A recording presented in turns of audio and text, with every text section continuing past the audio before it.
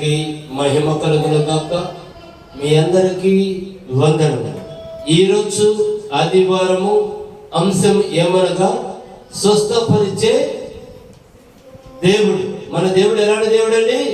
మనల్ని స్వస్థపరిచే దేవుడు. మన విశ్వాసంగా ఉండాలి. విశ్వాసంగా కనుక ఉన్నట్లయితే ఆయన స్వస్థత మన మీద ఉంటుంది, ఆయన కృప మన మీద ఉంటుంది. ఆయన నిరంతరము మనల్ని చూచుచున్న దేవుడు, ఆయన మనల్ని కాచుచున్న దేవుడు, ఆయన మనల్ని కరుణించుచున్న దేవుడు, ఆయన మనల్ని రక్షించుచున్న దేవుడు. యేసయ్య మనతోనే ఉన్న దేవుడని మనందరం నమ్మాలి. ఎలా నమ్మాలి? బలమైన విశ్వాసముతో మనము గనుక నమ్మినట్లయితే అద్భుతాలన్నీ కూడా మన సొంతం. యేసయ్య ఏమన్నాడు? నువ్వు నమ్మితే నా మహిమను చూస్తావని యేసయ్య వాగ్దానం ఇచ్చిన దేవుడు. యేసయ్య వాగ్దానము గనుక ఇస్తే భూమి ఆకాశములు గతించిపోయినను ఆయన వాగ్దానము గతించిపోదు. మనందరం ఎలా ఉండాలి అంటే, అనేకమైన సార్లు నేను వాక్యంలో చెప్పి ఉంటాను. మనందరం కూడా బైబిల్ పట్టుకున్న మనందరం కూడా ప్రార్థన చేసే మనందరం కూడా విశ్వాస వీరుల్లాగా ఉండాలి. నా దేవుడు ఉన్నాడు, నాతో ఉన్నాడు, నన్ను రక్షిస్తాడు, నన్ను కాపాడుతాడు, నన్ను స్వస్థతపరుస్తాడు, నా బాధలు తీరుస్తాడు, నాతోనే ఉన్నాడు అని బలమైన విశ్వాసముతో మనము కనుక ఉన్నట్లయితే, విశ్వాసం కోల్పోకుండా ఉన్నట్లయితే, మనం ఏది అయితే యేసయ్యని అడుగుతామో, ఏదైతే కావాలంటామో దాన్ని విశ్వాసంతో చూస్తామో, అడిగిన దానిని విశ్వాసంతో మనము గనక చూసినట్లయితే యేసయ్య సమస్త కార్యములు నెరవేరుస్తానికి మన పట్ల సిద్ధముగా ఉన్నాడు. మనలోనే ఉంది. యేసయ్య దగ్గర నుంచి మేము అనేకమైన మేలులు పొందుకోవాలన్నా, పొందుకోకుండా ఉండాలన్నా యేసయ్య ఆ గొప్ప శక్తిని మనకే ఇచ్చాడు. ఎందుకంటే చాలా మంది అనేకమైన అడుగుతా ఉంటారు కానీ పొందలేరు. కారణం ఏమిటి చెప్పండి? విశ్వాసం లేకపోవడం వల్ల. కానీ మనము కనుక విశ్వాసంతో యేసయ్యని అడిగిన ప్రతి దానిని కూడా పొందుకున్నట్లుగా విశ్వాస సహితముగా మనము చూసినట్లయితే, మనం ఏమైతే అడుగుతామో ఆ కార్యాలన్నీ కూడా మన జీవితంలో జరుగుతాయి. ఆ కార్యాలన్నీ కూడా యేసయ్య నెరవేరుస్తానికి సిద్ధముగా ఉన్నాడు. ఎందుకంటే ఆయన గొప్ప దేవుడు, ఆయన మనల్ని స్వస్థతపరిచే దేవుడు, ఆయన మనల్ని రక్షించే దేవుడు అయి ఉన్నాడు కనుక ఆయన మనల్ని విడిచిపెట్టే దేవుడు కాదు. నిరంతరము మన గురించే మనల్ని ప్రేమించే దేవుడు, మనల్ని రక్షించే దేవుడు. ఏ బిడ్డ నశించిపోవడం యేసయ్యకి ఇష్టం లేదు. కాబట్టి ప్రతి బిడ్డ యేసయ్యకి కావాలి. ఎందుకంటే ప్రతి బిడ్డని ఆయన రక్తము వెల చిందించి కొనుక్కున్నాడు. ప్రతి బిడ్డ యేసయ్యకి కావాలి. ఏ బిడ్డ కూడా అవసరం లేదనే మాటే లేదు. ప్రతి ఒక్కరు కావాలి. పాపం చేసిన వారు కావాలి, పాపం చేయకుండా ఉన్నవారు కావాలి. పాపం చేసిన వారినైతే అతని యేసయ్య రక్తముతో మనల్ని కడుక్కొని పరిశుద్ధులుగా మార్చుకునే శక్తి యేసయ్యకి ఉందగనక నువ్వు ఎలాంటి పరిస్థితుల్లో ఉన్నా, నువ్వు ఏ పాపంలో ఉన్నా, నా దేవుడు నన్ను దగ్గరికి తీసుకుంటాడా, నా యేసయ్య నన్ను ప్రేమిస్తాడా అనే ఆలోచనే నీకు అవసరం లేదు. నువ్వు ఎంతటి ఘోర పాపివైనా తన రక్తముతో నిన్ను కడుక్కొని ఆయన నిన్ను పరిశుద్ధపరచుకొని యేసయ్య చెంతకి నిన్ను చేర్చుకుంటానికి యేసయ్య సిద్ధముగా ఉన్నాడు. కాబట్టి మనందరం కూడా విశ్వాసంతో ఉందాం.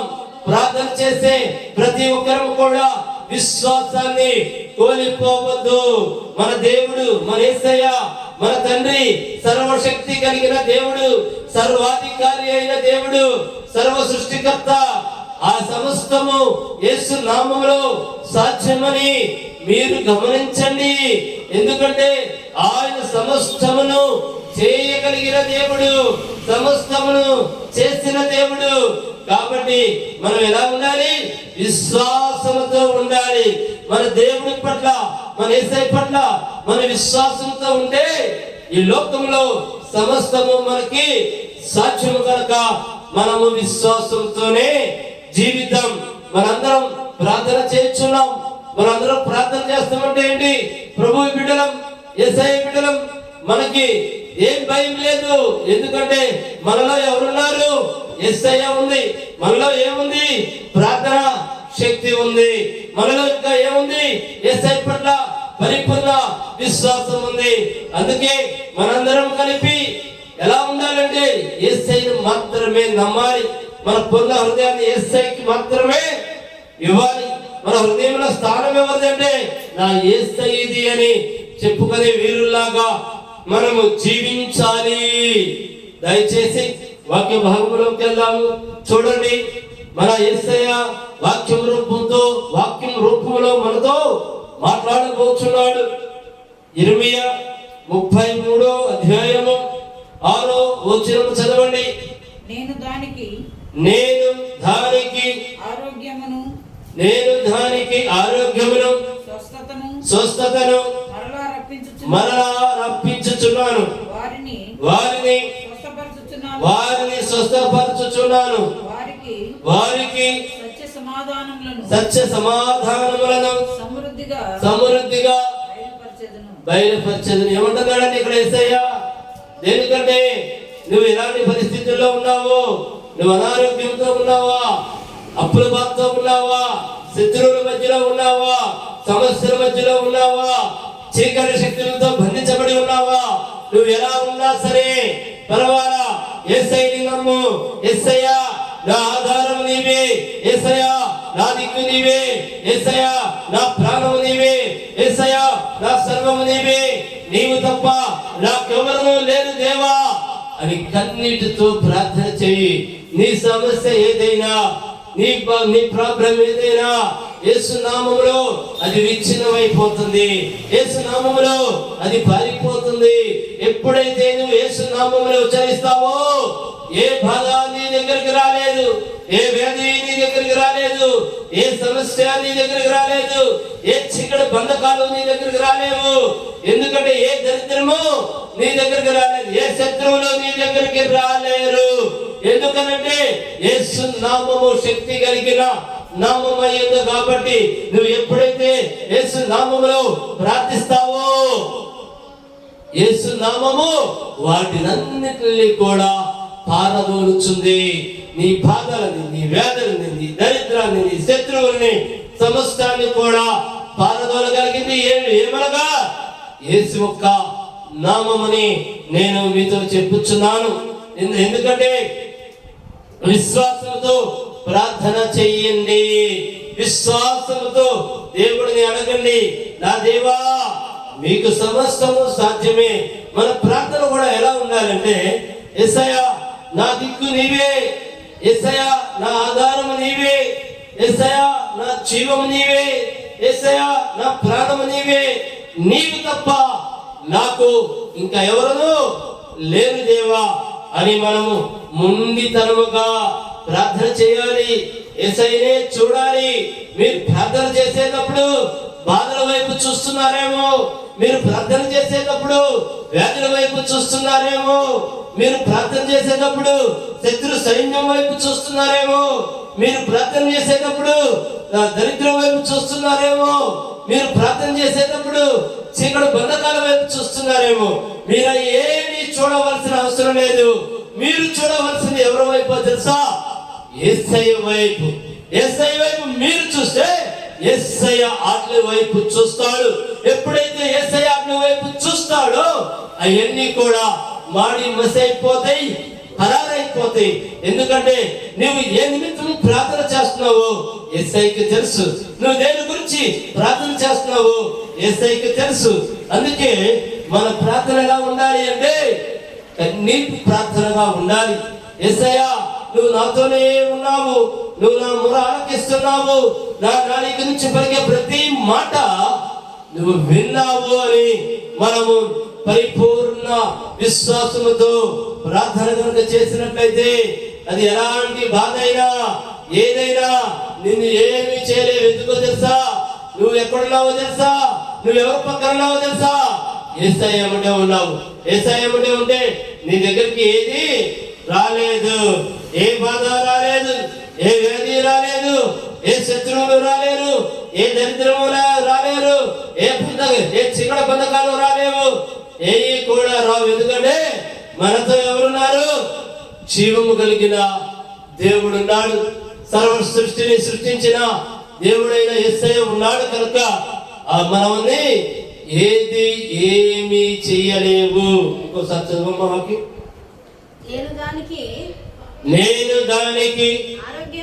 నేను దానికి ఆరోగ్యమును స్వస్థతను మరలా రప్పించుచున్నాను. ఒక్క నిమిషం, ఏమంటున్నాడు?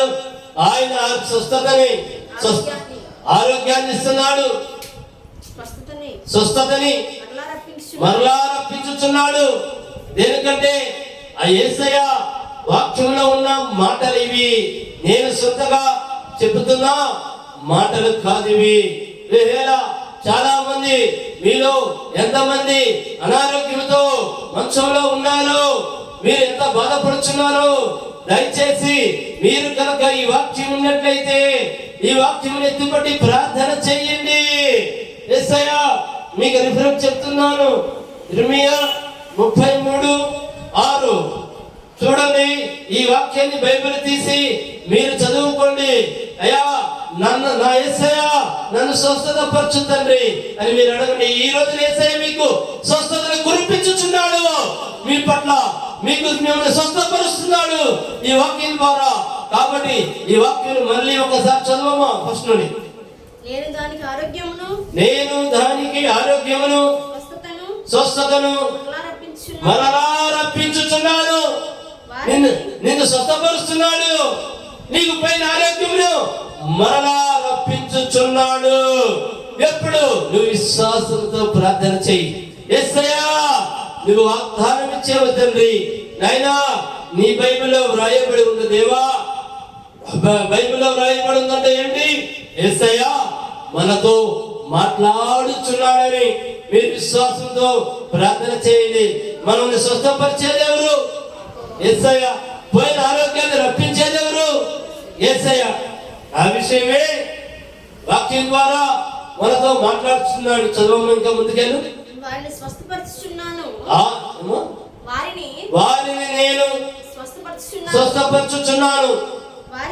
వారికి ఒక్క నిమిషం. వారిని నేను స్వస్థపరచుచున్నాను అని యేసయ్య అంటున్నాడు. అంటే ఎవరిని? ఆయన సన్నిధానానికి వచ్చిన ప్రతి ఒక్కరిని కూడా ఆయన స్వస్థపరుస్తాను అని వాగ్దానం ఇస్తున్నాడు. ఎందుకంటే నీవు సిద్ధముగా ఉన్నావా? నీ బాధలు పోవాలని, నీ వేదనలు పోవాలని, నీ కర్మలు పోవాలని, నిన్ను పట్టి పీడిస్తున్న చీకటి బంధకాలు పోవాలని, నీ దరిద్రం పోవాలని,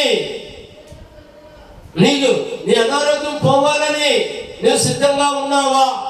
నీవు కనుక సిద్ధంగా ఉన్నట్లయితే ఈ రోజున ఈ వాక్యం మీద ప్రతి బిడ్డని యేసయ్య స్వస్థపరుస్తానికి సిద్ధంగా ఉన్నాడు. మళ్ళీ అక్కడ నుంచి చదువు ఫస్ట్. అక్కడ నుండి నేను దానికి ఆరోగ్యమును స్వస్థతను మరలా రప్పించుచున్నాను. వారిని ఎవరిని? ఆయన దగ్గరకు వచ్చిన ప్రతి బిడ్డలని ఆయన స్వస్థపరచుచున్నాడు. ఆయన సిద్ధంగా ఉన్నాడు. యేసయ్య నువ్వు సిద్ధంగా ఉన్నావా? ఎలాంటి తప్పులు చేసుకున్నా, ఎలాంటి పాపములు చేసుకున్నా, ఎలాంటి ఇతరులకి కీడు చేసుకున్నా, ఇతరుల పట్ల తక్కువగా ఉన్నా అవన్నీ వదిలిపెట్టి నువ్వు మంచి మనసుతో యేసయ్య సన్నిధానానికి రా. నిన్ను ఆయన స్వస్థపరచడానికి సిద్ధముగా ఉన్నాడు. నీ కోసం ఎదురు చూస్తున్నాడు. కాబట్టి మనం ఎలా ఉండాలి? బలమైన విశ్వాసంతో ఉండాలి. చదవము. నేను దానికి ఆరోగ్యమును స్వస్థతను మరలా రప్పించుచున్నా. వారిని స్వస్థపరచుచున్నాను. వారికి సత్య సమాధానములను సమృద్ధిగా బయలుపరచుచున్నాను. ఎప్పుడు? నువ్వు సాత్వికంగా మారిపోవాలి. ఎందుకంటే నీకున్న కోపాన్ని విడిచిపెట్టేయి, నీకున్న కుళ్ళుని విడిచిపెట్టేయి, నీకున్న చెడ్డ ఆలోచనలు విడిచిపెట్టేయి. ప్రతి ఒక్కరిని మంచిగా ప్రేమించు. ఎందుకంటే మన దేవుడైన యేసయ్య, మన దేవుడు మనల్ని ప్రేమించుచున్న దేవుడు, ప్రతి ఒక్కరిని ప్రేమించుచున్న దేవుడు కనుక మనం ప్రభు బిడ్డలమైతే మనం ఎలా ఉండాలి? మనము కూడా ఇతరుల పట్ల ప్రేమ, జాలి, దయ కలిగి ఉండాలి. మనం దేవుడికి, యేసయ్యకి ఇష్టమైన బిడ్డలుగా ఉండాలంటే మనం ఎలా ఉండాలి చెప్పండి? ప్రేమ కలిగి ఉండాలి.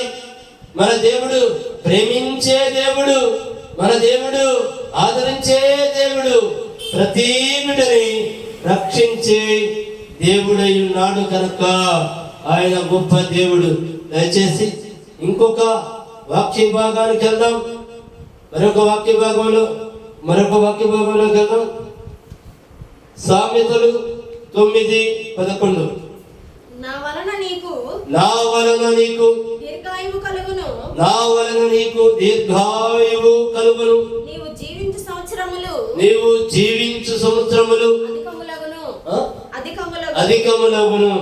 మనం ఎవరి వల్ల మనకి దీర్ఘాయువు కలగాలంటే ఆయన వలనే, యేసయ్య వలనే. నీకు వచ్చిన అనారోగ్యం ఏమీ చేయలేదు. యేసయ్య వాగ్దానం ఇస్తున్నాడు, నీకు దీర్ఘాయువును కలగజేసేది ఎవరు? మనం చదువమ్మా. నా వలన నీకు దీర్ఘాయువు కలుగును. నా వలన నీకు దీర్ఘాయువు కలుగునని ఎవరు నీతో మాట్లాడుతుంది వాక్యం రూపంలో? యేసయ్య ఏమంటున్నాడు?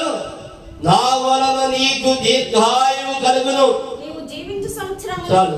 ఎందుకంటే మీలో ఎవరన్నా అనుకుంటున్నారేమో, ఇక లేదు, నా పని అయిపోయింది, ఇక నేను బ్రతకను అని మీరు అనుకుంటున్నారేమో. నీకు ఆ భయం అవసరం లేదు. ఈ రోజు యేసయ్య నీతో మాట్లాడుతున్నాడు. ఏమని? నా వల్ల మాత్రమే నీకు దీర్ఘాయువు కలుగును అని ఈ రోజు చెబుతున్నాడు. మోకరించు. నువ్వు ఏ స్థలంలో ఉన్నావో, నువ్వు ఎక్కడున్నావో, ఏ పరిస్థితుల్లో ఉన్నావో, ఏ హాస్పిటల్లో ఉన్నావో, ఏ బెడ్ మీద ఉన్నావో, మోకరించు. నీకు ఈ రోజున యేసయ్య ఆయువుని కలగజేస్తున్నాడు.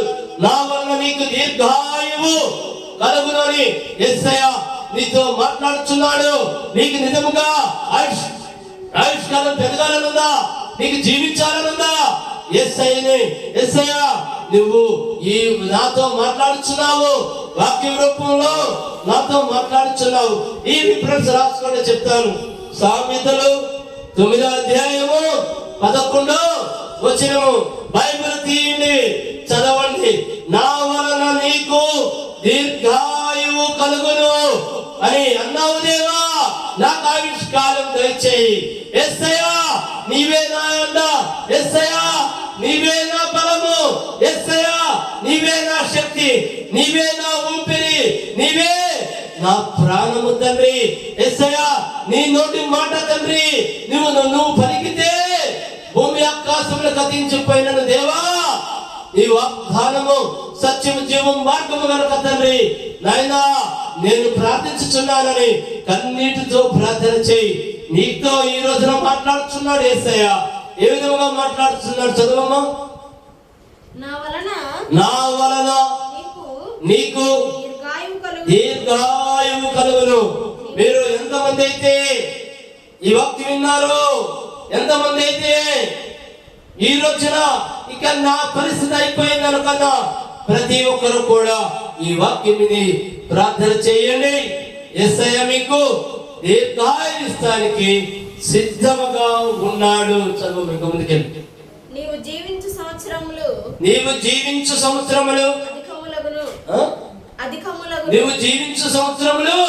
అధికములగును. అది చేసేది ఎవరు చెప్పండి? యేసయ్యే. మనం ఇంకా అనేకమైన సంవత్సరాలు జీవించాలంటే, ఆ సంవత్సరాలని అధికం చెయ్యాలి అంటే ఎవరు చెయ్యగలుగుతారు చెప్పండి? యేసయ్య మాత్రమే చెయ్యగలుగుతాడు. అందుకే ఈ రోజున యేసయ్య సూటిగా మీతో మాట్లాడుచున్నాడు. మన దేవుడు మాట్లాడే దేవుడై ఉన్నాడు. వాక్యం రూపంలో నీతో మాట్లాడుచున్నాడు, నాతో మాట్లాడుచున్నాడు. ఈ వాక్యాన్ని మీరు ఎంతమంది అయితే విన్నారో, మీరు విశ్వాస సహితముగా ప్రార్థన చేసినట్లయితే ఆయన మీకు ఆవిష్కారాన్ని పెంచుతానని వాగ్దానం చేసుచున్న దేవుడు. మళ్ళీ చదువు ఫస్ట్ నుండి. నా వలన నీకు దీర్ఘాయువు కలుగును. నీవు జీవించు సంవత్సరములు అధికములగును. చేసేది ఎవరు చెప్పండి? యేసయ్య. మన జీవిత కాలాన్ని పెంచాలన్నా ఎవరు చేయాలి చెప్పండి? యేసయ్య మాత్రమే చేయాలి. కాబట్టి మనందరం కూడా బలమైన విశ్వాసంతో ప్రార్థన చేయండి. మనము మన ఆవిష్కారాన్ని పెంచగలిగేది యేసయ్యని వాక్యం రూపంలో మనతో మాట్లాడుచున్నా దేవుడై ఉన్నాడు. నన్ను కనుగొనువాడు జీవమును కనుగొనును. అంటే మనము పరిపూర్ణ హృదయాన్ని, పరిపూర్ణ మనసుని యేసయ్యకి కనుక ఇచ్చినట్లయితే ఎవరిని కనుగొన్నట్టు? మనం ఎవరిని? జీవాన్ని కనుగొనను. అంటే మన దగ్గరికి ఏ చెడు రాలేదు. దేనికి? చెడు వస్తేనే కదా బాధలు గాని, వ్యాధులు గాని, సమస్యలు గాని వచ్చేది. జీవమనగా ఎవరు? యేసయ్య. ఆ జీవంతో మనం ఉంటే మనకి ఇంకేమైనా ఉందా?